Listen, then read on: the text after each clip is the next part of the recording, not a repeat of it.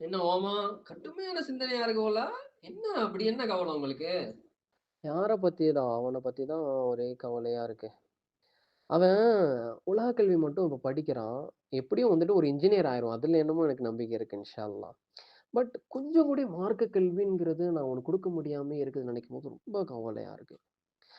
சுத்தமா மதரசாவுக்கு போலையா? இப்பயாவது வந்துட்டு "போங்கடா" அப்படின்னு சொல்லும்பொழுது வந்துட்டு, அவனுக்கு இந்த வயசுல நான் எப்படித்தான் போறது மதரசாக்கு?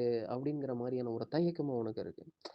ஸோ மார்க்க கல்வி என்னால குடுக்க முடியலங்கிற வருத்தம் வந்துட்டு எனக்குள்ள நாளுக்கு நாள் அதிகமாயிட்டே போகுது. ஓ! அவ்வளதான் உங்களுக்கு கவலையா? உங்களுக்கு ஃபோயில் அரபிக் இன்ஸ்டிடியூட் தெரியாது? மாஷா அல்லாஹ் 100% சக்சஸ் ரேட்டோட படிக்க, எழுத, ஃப்ளூயன்ட்டா அரபிக்ல பேசுற வரைக்கும் ரொம்ப வேகமாவே என்ன பண்றாங்கன்னு சொல்லிக் குடுக்குறாங்க. மாப்பிள்ளை எங்கேயும் கூட போக தேவையில்ல. வீட்ல இருந்தே அவ்ளோ அழகா வந்துட்டு அவங்க என்ன பண்றாங்க சொல்லிக் குடுக்குறாங்க. அட்மிஷன் ஓப்பன்ல இருக்கு. நம்ம என்ன பண்ணலாம்? இன்னைக்கே நம்ம அட்மிஷன் போடலாம். நம்ம மாப்பிள்ளை வந்துட்டு இன்ஜினியர் ஆகுறது மட்டும் இல்ல, அதோட சேர்த்து அரபிக் ஸ்காலர் என்ன பண்ணிருவான் நம்முடைய மாப்பிள்ளை ஆயிரும்.